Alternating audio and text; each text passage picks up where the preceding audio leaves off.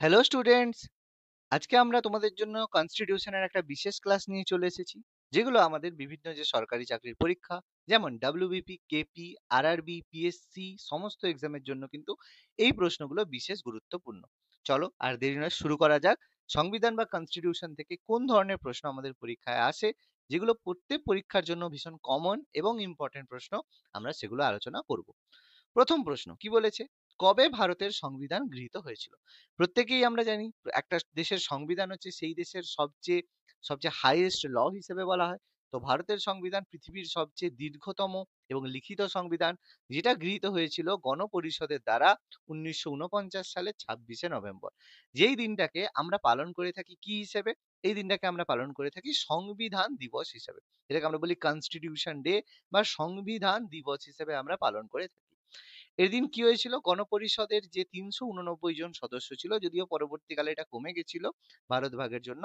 তো যে যে গণপরিষদ ছিল বা কনস্টিটিউয়েন্ট অ্যাসেম্বলি ছিল, তার যে সদস্যরা, তারা এটা তৈরি করেছিল এবং স্বাক্ষর করার মাধ্যমে গণপরিষদ এই দিন সংবিধানটাকে গ্রহণ করেছিল বা অ্যাডপ্ট করেছিল। সেই কারণে এই দিনটাকে সংবিধান দিবস বা কনস্টিটিউশন ডে হিসাবে পালন করা হয়ে থাকে। ওকে, পরবর্তী প্রশ্ন কি বলেছে দেখা যাক। কবে ভারতের সংবিধান কার্যকরী হয়? প্রত্যেকেই জানি যে ভারতের সংবিধান কার্যকরী হয়েছিল অপশন ডি 1950 সালের 26শে জানুয়ারি। যেই দিনটাকে আমরা পালন করে থাকি প্রজাতন্ত্র দিবস বা যেটাকে আমরা বলি রিপাবলিক ডে হিসেবে আমরা এটাকে পালন করে থাকি। এবার এতদিন থাকতে থাকতে হঠাৎ 26শে জানুয়ারি দিনটাকে কেন প্রজাতন্ত্র দিবস বা সংবিধান কার্যকরী করা হয়? তার একটা বিশেষ কারণ ছিল যে 1930 বা 1929 খ্রিস্টাব্দ, ঠিক আছে, 1929 খ্রিস্টাব্দে যে লাহোর অধিবেশন হয়েছিল, লাহোর সেশন হয়েছিল, সেখানে সিদ্ধান্ত নেওয়া হয়েছিল যে 1930 সাল থেকে প্রতি বছর 26শে জানুয়ারি দিনটাকে তারা স্বাধীনতা দিবস হিসেবে পালন করবে। কারণ 1929 এর লাহোর সেশনে এটাই ডিসাইডেড হয় যে কোনো স্বায়ত্তশাসন নয়, আমাদের চাই কমপ্লিট ইন্ডিপেন্ডেন্স বা পূর্ণ স্বরাজ। তো সেই অনুযায়ী 1930 সালের 26শে জানুয়ারি প্রথম রাভি নদীর তীরে জাতীয় পতাকা উত্তোলন করা হয়েছিল এবং এরপর প্রতি বছর 26শে জানুয়ারি দিনটাকে কিন্তু আমরা স্বাধীনতা দিবস হিসেবে পালন করেছি। সেই কারণে 26শে জানুয়ারি দিনটাই কিন্তু সংবিধান কার্যকরী করা হয়। এবার এক্ষেত্রে অনেকের মনে হবে যে স্যার 15ই আগস্ট তাহলে ভারতকে কেন স্বাধীনতা দেওয়া হয়েছিল বা এর গুরুত্বটা কি? এর গুরুত্বটা হচ্ছে এই দিন 1945 1945 এর 15ই আগস্ট এই দিন কি করেছিল, জাপান কি করেছিল, স্যারেন্ডার করেছিল ব্রিটেনের কাছে। জাপান এই দিন কিন্তু আত্মসমর্পণ করেছিল, কারণ এর আগে হিরোশিমা নাগাসাকি হয়ে গেছিল। তো আত্মসমর্পণ করেছিল, সেই কারণে এই দিনটাকে তারা জাপানের উপর ভিক্টরি স্মরণীয় করার জন্য ভারতকে এই দিন স্বাধীনতা দিয়েছিল। তো সেই কারণে 15ই আগস্ট কিন্তু ভারতকে স্বাধীনতা দেওয়া হয়। ওকে, পরবর্তী প্রশ্ন কি বলেছে দেখা যাক। পরবর্তী প্রশ্নে যাওয়ার আগে তোমাদের প্রত্যেকের জন্য সুখবর, ওয়েট ফর জব থেকে তোমরা এখন মাত্র 250 টাকায় স্টাডি মেটেরিয়াল পেয়ে যাচ্ছ, যার মধ্যে রয়েছে বিষয়ভিত্তিক এমসিকিউ জিকে বই এবং ম্যাথমেটিক্স এর অধ্যায় ভিত্তিক সমাধান। বিষয়ভিত্তিক এমসিকিউ জিকে বইতে তোমরা পাচ্ছ ইতিহাস, ভূগোল, বিজ্ঞান, রাষ্ট্রবিজ্ঞান, অর্থনীতি, সাধারণ জ্ঞানের এমসিকিউ উইথ এক্সট্রা ইনফরমেশন। আর ম্যাথমেটিক্স বইতে তোমরা প্রত্যেকটা চ্যাপ্টারের সমাধান পাচ্ছ এবং কিভাবে সমাধানগুলো হলো তার শর্টকাট পদ্ধতিতে তোমরা কিন্তু সমাধানও পেয়ে যাচ্ছ।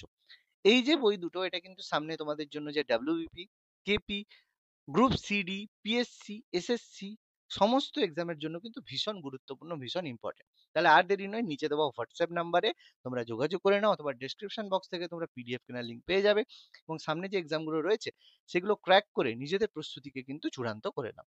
চল পরবর্তী প্রশ্নে যাওয়া যাক, কি বলেছে। কাকে ভারতীয় সংবিধানের স্থপতি বা আর্কিটেকচার বলা হয়? প্রত্যেকেই জানি ভারতের সব থেকে ফেমাস ব্যক্তিত্ব, সবচেয়ে শিক্ষিত ব্যক্তিত্ব ডক্টর বি.আর. আম্বেদকর স্যার, যাকে আমরা ফাদার অফ ইন্ডিয়ান কনস্টিটিউশন বলে থাকি। এবার এক্ষেত্রে অনেকের একটা মিসকনসেপশন রয়েছে যে আম্বেদকর স্যার সংবিধান রচনা করেছে। এটা কিন্তু ভুল কথা। ফাদার অফ ইন্ডিয়ান কনস্টিটিউশন আমরা আম্বেদকরকে বলি এই কারণে নয় যে তিনি সংবিধান রচনা করেছেন বা তিনি যে সংবিধান রচনা করেছেন তার যেটা মনে হয়েছে তিনি দিয়েছেন, সেরকম কিন্তু ব্যাপার না। তাহলে আম্বেদকর স্যার কে ছিলেন? আম্বেদকর স্যার ছিলেন যে সংবিধান রচনার জন্য নিযুক্ত করা হয়েছিল কি গণপরিষদ বা কনস্টিটিউয়েন্ট অ্যাসেম্বলি। সেই গণপরিষদের মধ্যে অনেকগুলো কমিটি ছিল, তার মধ্যে সবচেয়ে গুরুত্বপূর্ণ কমিটি সেটা ছিল খসড়া কমিটি বা ড্রাফটিং কমিটি।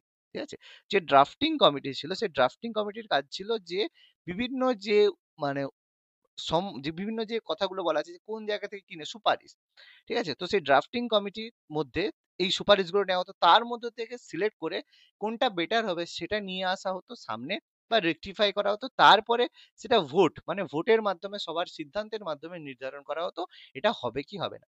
সেই গণপরিষদের যে ড্রাফটিং কমিটি, তার চেয়ারম্যান ছিলেন ডক্টর বি আর আম্বেদকর স্যার। তিনি কিন্তু এটা নয়, এটা ভারতের মিসকনসেপশন যে আম্বেদকর স্যার কনস্টিটিউশন বানিয়েছিলেন, তিনি ড্রাফটিং কমিটির চেয়ারম্যান ছিলেন, সেই কারণে তার গুরুত্ব সবচেয়ে বেশি ছিল। ওকে, পরবর্তী প্রশ্নে আসা যাক। ভারতীয় গণপরিষদ বা সংবিধান গঠিত হয়েছিল কবে? গণপরিষদ বা কনস্টিটিউয়েন্ট অ্যাসেম্বলি আমরা জানলাম, যেটা আমাদের সংবিধান রচনা করা হয়েছিল, এটা কিন্তু 1946 1946 এ গঠন করা হয়েছিল, ভারতে যখন এসেছিল ক্যাবিনেট মিশন। প্রত্যেকেই আমরা জানি, ব্রিটেনে যখন নির্বাচনের পরে যখন লেবার পার্টি ক্ষমতায় আসে, কনজারভেটিভ পার্টি চলে যাওয়ার পরে যখন লেবার পার্টি ক্ষমতায় আসে, তখন তারা তাদের নির্বাচনী প্রতিশ্রুতি ছিল যে যদি তারা ভোটে জিততে পারে তাহলে ভারতকে তারা স্বাধীন করবে। তো সেই কারণে নির্বাচনী প্রতিশ্রুতি অনুযায়ী তারা ক্যাবিনেট মিশন ভারতে পাঠিয়েছিল। সেই ক্যাবিনেট মিশনের সুপারিশ অনুযায়ী 1946 সালে প্রথমে গঠিত হয়েছিল গণপরিষদ, এবং তার সাথে সাথে ক্ষমতা হস্তান্তরের জন্য তৈরি করা হয়েছিল অন্তর্বর্তীকালীন সরকার, মানে ইন্টারিম গভর্নমেন্ট। ঠিক আছে, অর্থাৎ সংবিধান তো গঠন করা হবে যেই অনুযায়ী কাজ করার জন্য, কিন্তু কাজ করার জন্য একটা গভর্নমেন্টের দরকার। তো সেই গভর্নমেন্টটাও কিন্তু গণপরিষদ বা কনস্টিটিউয়েন্ট অ্যাসেম্বলির সঙ্গে তৈরি করা হয়েছিল ক্যাবিনেট মিশনের দ্বারা। আশা করি বোঝা গেছে। পরবর্তী প্রশ্ন কি বলেছে? গণপরিষদে খসড়া কমিটির চেয়ারম্যান কে ছিলেন? আমি এক্ষুনি আলোচনা করলাম, খসড়া কমিটি বা ড্রাফটিং কমিটির চেয়ারম্যান ছিলেন ডক্টর বি আর আম্বেদকর স্যার। তো তিনি গণপরিষদের যে বিভিন্ন কমিটি ছিল তার মধ্যে সবচেয়ে গুরুত্বপূর্ণ কমিটি ছিল ড্রাফটিং কমিটি। সেই ড্রাফটিং কমিটির মেম্বার ছিলেন 7 জন। সেই 7 জনের মধ্যে যে সভাপতি বা চেয়ারম্যান ছিলেন ডক্টর বি আর আম্বেদকর স্যার, সেই জন্য তাকে ফাদার অফ ইন্ডিয়ান কনস্টিটিউশন বলা হয়ে থাকে। ফাদার অফ ইন্ডিয়ান কনস্টিটিউশন বলা হয় এই কারণে, কারণ তার সিদ্ধান্ত, মানে তিনি ইম্পর্টেন্ট কমিটির চেয়ারম্যান ছিলেন। চলো নেক্সট প্রশ্ন কি বলেছে? 1946 সালে গণপরিষদের সভায় প্রথম সভায় কে সভাপতিত্ব করেছিল? যারা পড়েছো ইনফরমেশনটা জানো। প্রথম সভায় সভাপতিত্ব করেছিলেন ডক্টর সচ্চিদানন্দ সিনহা। গণপরিষদের যে প্রথম অধিবেশন হয়েছিল সেই 8 ডিসেম্বর 1946 1946 প্রথম অধিবেশনে সভাপতি কে হবে সেটা কিন্তু ডিসাইডেড হয়নি। সেই কারণে কি হয়, সবচেয়ে যে বয়োজ্যেষ্ঠ, মানে সবচেয়ে যে সিনিয়র ব্যক্তি রয়েছেন, ঠিক আছে, সেই সিনিয়র ব্যক্তি হিসাবে ডক্টর সচ্চিদানন্দ সিনহাকে অস্থায়ী সভাপতি হিসেবে অ্যাপয়েন্ট করা হয়েছিল, যে তিনি ওই দিনটার জন্য সভাপতি থাকবেন। এবার অস্থায়ী সভাপতি হিসেবে অ্যাপয়েন্ট করেছিল। এবার অনেক ক্ষেত্রে প্রশ্ন আছে যে সচ্চিদানন্দ সিনহাকে যে অ্যাপয়েন্ট করা হবে, কাউকে তো প্রস্তাব করতে হবে, সেইটা কিন্তু প্রশ্ন আছে। তো প্রস্তাব কে করেছিলেন? প্রস্তাব মনে রাখবে আচার্য জে বি কৃপলানি। ঠিক আছে, প্রত্যেকেই জানো আচার্য জে বি কৃপলানি বা কৃপালিনী, যা উচ্চারণ তোমরা করো, কোনো অসুবিধা নেই। আচার্য জে বি কৃপলানি তিনি কে ছিলেন? তিনি স্বাধীনতার সময়, সেই সময় ইন্ডিয়ান ন্যাশনাল কংগ্রেসের প্রেসিডেন্ট ছিলেন। স্বাধীনতার সময় আইএনসির প্রেসিডেন্ট ছিলেন আচার্য জে বি কৃপলানি। তো তার সুপারিশ বা তিনি সুপারিশ করেছিলেন যে তাকে করা হোক, কারণ সিনিয়র ব্যক্তি, সেই হিসাবে কিন্তু তাকে করা হয়েছিল। কিন্তু গণপরিষদের প্রথম অধিবেশনের দ্বিতীয় দিনে 10 ডিসেম্বর স্থায়ী সভাপতি হিসাবে ডক্টর রাজেন্দ্র প্রসাদকে কিন্তু অ্যাপয়েন্ট করা হয়েছিল। তাহলে স্থায়ী সভাপতি বলে রাজেন্দ্র প্রসাদ, বা সভাপতি বললেও রাজেন্দ্র প্রসাদ, কিন্তু যদি অস্থায়ী বলে তখন কিন্তু ডক্টর সচ্চিদানন্দ সিনহা সিনিয়র মোস্ট হওয়ার জন্য করা হয়েছিল।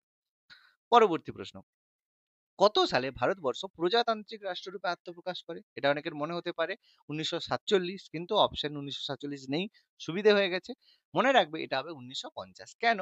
কারণ একটা প্রজাতান্ত্রিক বা রিপাবলিক যদি কোনো রাজ্য বা কোনো দেশকে হতে হয়, তাহলে কি হতে হবে? সেই দেশের অবশ্যই একটা কনস্টিটিউশন বা সংবিধান থাকতে হবে। কোনো দেশের যদি সংবিধান বা কনস্টিটিউশন না থাকে, সেই দেশকে কিন্তু আমরা প্রজাতান্ত্রিক বা রিপাবলিক বলতে পারবো না। কারণ রিপাবলিক কথাটার অর্থই হলো জনগণের দ্বারা বা বিভিন্ন দিক থেকে যেভাবেই খুশি আমরা আমাদের শাসন করার জন্য শাসককে নিযুক্ত করব।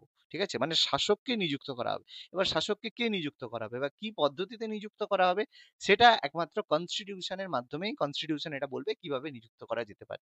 তার মানে যদি কোনো দেশকে রিপাবলিক করতে হয় তার অবশ্যই কনস্টিটিউশন থাকতে হবে। আর আমাদের কনস্টিটিউশন কবে কার্যকরী হয়? 1950 সালে 26 জানুয়ারি। সেই কারণে আমরা বলবো 1950 সালের 26শে জানুয়ারি এই দিনটা ভারত প্রজাতান্ত্রিক রাষ্ট্ররূপে আত্মপ্রকাশ করেছিল। আশা করি বোঝা গেল। নেক্সট প্রশ্ন, ভারতের গণপরিষদ তৈরি হতে কতদিন সময় লেগেছিল? প্রত্যেকেই জানি গণপরিষদ তৈরি হতে আমাদের সময় লেগেছিল প্রায় 3 বছর, মানে 2 বছর 11 মাস 18 দিন। টোটাল দিন ছিল 2 বছর 11 মাস 18 দিন। অর্থাৎ অ্যাপ্রক্সিমেটলি আমরা যদি দেখি এটা হচ্ছে 3 বছর প্রায় সময় লেগেছিল। তো 3 বছরে গণপরিষদ তৈরি করতে মানে সংবিধান তৈরি হয়েছিল এবং প্রায় তৎকালীন মুদ্রাতে 64 লক্ষ টাকা খরচ হয়েছিল। আর আজকের দিনে বুঝতেই পারছো কত খরচ হবে। মানে কোটির ওপরেও মানে কম হবে না। কারণ একটা ব্রিজ তৈরি করতেই কোটি, কোটি টাকা খরচ। সেখানে সংবিধানের মতো এত লং টার্মের একটা কিছু বুঝতেই পারছো ব্যাপার। এক্সট্রা কিছু আলোচনা করছি না। পরবর্তী প্রশ্ন কি বলেছে? গণপরিষদের প্রথম অধিবেশন কোথায় হয়েছে? দেখো গণপরিষদের প্রথম অধিবেশন হয়েছিল বোম্বে নয়, নিউ দিল্লি। নিউ দিল্লির কনস্টিটিউশন হলে, নতুন দিল্লির কনস্টিটিউশন হলে গণপরিষদের প্রথম যে অধিবেশন সেটা কিন্তু হয়েছিল। প্রত্যেকেই আমরা জানি নিউ দিল্লির কনস্টিটিউশন হলে গণপরিষদের প্রথম অধিবেশন হয়েছিল। পরবর্তী প্রশ্ন, সংবিধানের কোন অধ্যায়ে মৌলিক অধিকার রয়েছে? দেখো কনস্টিটিউশনে আমাদের 22টা পার্ট রয়েছে, যার মধ্যে থার্ড পার্টে রয়েছে আমাদের মৌলিক অধিকার বা যেগুলোকে আমরা ফান্ডামেন্টাল রাইটস বলি। মৌলিক অধিকার বা ফান্ডামেন্টাল রাইটস জিনিসটা হচ্ছে কি, নাগরিক হিসাবে আমাদের কিছু অধিকার রয়েছে। তুমি ভারতের জনগণ, তোমার কিছু অধিকার রয়েছে, বেঁচে থাকার অধিকার, স্বাধীনতার অধিকার, কথা বলার অধিকার, ইনফরমেশন জানার অধিকার, বিভিন্ন ধর্মীয় স্বাধীনতার অধিকার, সমস্ত ধরনের অধিকার রয়েছে। এগুলো আমাদের ফান্ডামেন্টাল রাইটস, যেগুলো আমাদের বেঁচে থাকার জন্য কিছু অধিকার জনগণের প্রয়োজন, যেটা আমাদের থার্ড যে অধ্যায় সেখানে রয়েছে, যেটা আমরা কালেক্ট করেছি আমেরিকা থেকে, ইউএস এর আমেরিকার কনস্টিটিউশন থেকে আমরা এটা অ্যাডপ্ট করেছি, যে প্রত্যেক দেশের একটা ফান্ডামেন্টাল রাইটস থাকা দরকার। প্রথম পার্টে রয়েছে ভারতের ইউনিয়ন সম্পর্কে, যে ভারতের এরিয়া কতটা, কিভাবে নতুন রাজ্য তৈরি হবে। সেকেন্ড পার্টে রয়েছে ভারতের সিটিজেনশিপ সম্পর্কে, যে অ্যাজ এ নাগরিক তুমি কিভাবে নাগরিকত্ব পাবে। রিসেন্ট দেখো এই এসআইআর নিয়ে গন্ডগোল চলছে, তো তার মধ্যে নাগরিকত্ব এসআইআর মানে যেটা হচ্ছে, সেখানেও কিন্তু সিটিজেনশিপেরই ব্যাপার কিন্তু চলছে। আর ফোর্থ এটা রয়েছে যেটা আমাদের ডিপিএসপি রয়েছে, directive principle of state policy. DPSP রয়েছে যার মধ্যে ব্যাপার স্যাপার এটাই, যে কেন্দ্র রাজ্যকে কিছু আদেশ দিয়ে থাকে যে তোমাকে এইভাবে রাজ্য চালনা করতে হবে, সেইগুলোকে ডিপিএসপি বলা হয়, directive principle of state policy. সেটা আমাদের ফোর্থ পার্টে রয়েছে। পরবর্তী প্রশ্ন, ভারতীয় সংবিধান রচনার উদ্দেশ্যে গণপরিষদে প্রাথমিক সদস্য সংখ্যা কত ছিল? দেখো এক্ষেত্রে অ্যান্সার হবে 389, 389 জন। তার মধ্যে 296 জন ছিল যারা ব্রিটিশ শাসিত প্রদেশ ছিল, মানে যেসব জায়গায় ব্রিটিশ সরকার শাসন করত বিভিন্নভাবে, সত্যবিলোপ নীতি, অধীনতামূলক, মিত্রতা নীতি বিভিন্ন এর মাধ্যমে দখল করে নিয়েছিল, সেগুলো ব্রিটিশ শাসিত প্রদেশ থেকে। আর বাকি 93 জন ছিল দেশীয় রাজ্য থেকে। দেশীয় রাজ্য মানে যেগুলোকে প্রিন্সলি স্টেটস বলা হয়। মানে যেই রাজ্যের রাজারা রাজা রয়েছে, কিন্তু সেই জায়গায় রাজারা ব্রিটিশদের দ্বারা কিন্তু ব্রিটিশদেরকে কর দিতে তাদের হতো। তাহলে এই দুটো যোগ করলে আমরা কত পাই? 389, 389 জন পেয়ে থাকি। তাহলে প্রাথমিক সদস্য ছিল, কিন্তু পরবর্তীকালে কিছু ব্রিটিশ শাসিত রাজ্য এবং কিছু কিছু দেশীয় রাজ্য আর কিছু ব্রিটিশ শাসিত প্রদেশ যখন পাকিস্তানে চলে যায়, তখন এই সিট সংখ্যা কিন্তু কমে গিয়েছিল। ঠিক আছে, প্রাথমিক অবস্থায় কিন্তু 389 জন ছিল। চেয়ারম্যান বা ড্রাফটিং কমিটিতে মোট কতজন সদস্য ছিল? আমি একটু আগেই বললাম, ড্রাফটিং কমিটিতে মোট 7 জন সদস্য ছিল, যার চেয়ারম্যান ছিলেন ডক্টর ভি আর আম্বেদকর স্যার। ডক্টর ভি আর আম্বেদকর স্যার, যাকে আমরা ফাদার অফ ইন্ডিয়ান কনস্টিটিউশন বলি, তো ডক্টর ভি আর আম্বেদকর স্যার তিনি ড্রাফটিং কমিটির চেয়ারম্যান ছিলেন। এছাড়াও বাকি আরো 6 জন সদস্য ছিলেন। তার মধ্যে আমাদের গুরুত্বপূর্ণ কিছু সদস্য ছিলেন, মানে টিপি খৈতান মারা গেছিলেন, ঠিক আছে, কৃষ্ণস্বামী আয়েঙ্গার ছিলেন, ঠিক আছে, কৃষ্ণমাচারী ছিলেন। পরবর্তী প্রশ্ন, কত সালে ভারতীয় সংবিধানের খসড়া বা ড্রাফট প্রকাশিত হয়েছিল? দেখো 1946 সালে সংবিধান গণপরিষদ প্রতিষ্ঠা হয়েছিল। তার জাস্ট 2 বছর পরে 1948 সালে জানুয়ারি মাসে সংবিধানের প্রথম খসড়া বা ড্রাফট প্রকাশিত হয়েছিল, যে এই আমাদের সংবিধানের ড্রাফট হবে। কিন্তু সঙ্গে সঙ্গে এটা কার্যকরী বা ঠিক হয়নি, এটাকে আবার রেকটিফাই করা হয়। রেকটিফাই করার পরে সংশোধনের পরে আবার এটা প্রকাশিত হয়েছিল সেকেন্ড ভাবে। ঠিক আছে, তো প্রথম খসড়া কিন্তু 1948-এ প্রকাশ হয়েছিল। পরবর্তী প্রশ্ন, গণপরিষদের প্রথম কার্যনির্বাহী সভাপতি কে ছিলেন? আমি একটু আগেই এটা সম্পর্কে বললাম, কার্যনির্বাহী সভাপতি মানে আমরা যাকে অস্থায়ী সভাপতি বলি। তো বললাম কি, গণপরিষদের প্রথম অধিবেশনে যে সিনিয়র ছিলেন, যিনি সবচেয়ে বয়স্ক ছিলেন, সিনিয়র মোস্ট ছিলেন, তাকে গণপরিষদের অস্থায়ী সভাপতি হিসাবে অ্যাপয়েন্ট করা হয়েছিল, যার সুপারিশ করেছিলেন সেই সময় ইন্ডিয়ান ন্যাশনাল কংগ্রেসের প্রেসিডেন্ট আচার্য জে বি কৃপলানি। তো তার সুপারিশ অনুযায়ী আমরা সচ্চিদানন্দ সিনহাকে করেছিলাম, কিন্তু পরের মানে প্রথম অধিবেশনের দ্বিতীয় দিনেই আমরা ডক্টর রাজেন্দ্র প্রসাদকে গণপরিষদের স্থায়ী সভাপতি হিসাবে অ্যাপয়েন্ট করেছি। ওকে, চলো আজকের লাস্ট প্রশ্ন, ভারতীয় সংবিধানে বর্ণিত একক নাগরিকত্বের ধারণা কোন দেশের সংবিধান থেকে নেওয়া হয়েছে? অর্থাৎ তুমি ভারতীয়ের ক্ষেত্রে কি হয়? তুমি ভারতের যেকোনো রাজ্যে, পশ্চিমবঙ্গে থাকো, উড়িষ্যায় থাকো, বিহারে থাকো, ঝাড়খণ্ডে থাকো, যেকোনো রাজ্যেই থাকো, তুমি ভারতীয় হিসেবেই হবে। এরকম নয় তোমার উড়িয়া বলে তোমার একটা নাগরিকত্ব, এরকম কিন্তু ব্যাপার না। কিন্তু পৃথিবীতে এমন কিছু দেশ রয়েছে যেখানে কিন্তু ডুয়াল সিটিজেনশিপ বা দ্বৈত নাগরিকত্ব রয়েছে। যেমন আমেরিকা। আমেরিকায় কিন্তু ডুয়াল সিটিজেনশিপ বা দ্বৈত নাগরিকত্ব রয়েছে। কিরকম? যেমন একটা উদাহরণ দিই, ব্রাজিল। ব্রাজিল কিন্তু আমেরিকার অংশ। কিন্তু ব্রাজিল আবার কিন্তু ইউএস এর অংশ। ঠিক আছে? তো কেউ একজন যদি ব্রাজিলের লোক হয়, সে ব্রাজিলিয়ান হবে। কিন্তু সে ইউএস এর সিটিজেনশিপ নাও হতে পারে। ঠিক আছে? এবার কোনো একজন ব্যক্তি, সে আর্জেন্টিনার সিটিজেনশিপ এবং তার সাথে সাথে সে ব্রাজিলের সিটিজেনশিপ, মানে সে কিন্তু ইউএস এর সিটিজেনশিপও হতে পারে। অনেকে হতেও পারে, দুটো নাও হতে পারে। কিন্তু আমাদের কি, কেউ যদি ইন্ডিয়ার মধ্যে ওয়েস্ট বেঙ্গলে জন্মায় সেও ইন্ডিয়ান হবে, কেউ যদি বিহারে জন্মায় সেও ইন্ডিয়ান হবে। তো এই কনসেপ্টটা আমরা কোথা থেকে নিয়েছি? দেখো, এই কনসেপ্টটা আমরা নিয়েছি ব্রিটেন থেকে। কারণ ব্রিটেনে এরকম সিঙ্গেল সিটিজেনশিপের কনসেপ্ট রয়েছে। তুমি ব্রিটেনের যেকোনো জায়গায় থাকো, তোমার সিটিজেনশিপ ইউএস হবে। কারণ ব্রিটেনের মধ্যে কিন্তু এই নাগরিকত্বের ধারণাটা রয়েছে। আশা করি বোঝা গেল। তাহলে আজকের ক্লাসটা কেমন লাগলো তোমরা অবশ্যই কমেন্ট করে জানাও, এবং এই ধরনের যদি আরো ক্লাস পেতে চাও তাহলে অবশ্যই আমাদের চ্যানেল ফলো করো। ধন্যবাদ।